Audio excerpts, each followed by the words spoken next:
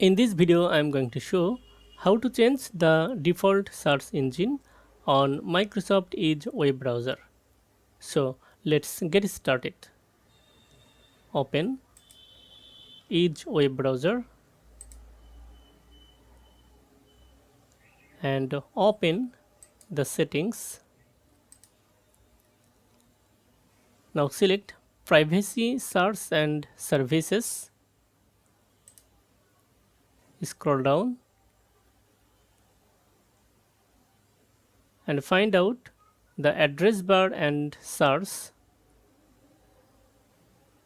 Expand. Okay. Now change the search engine used in the address bar.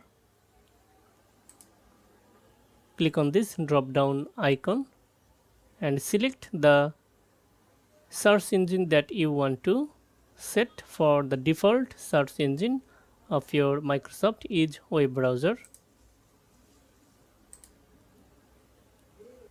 Now open a new tab. Now search something.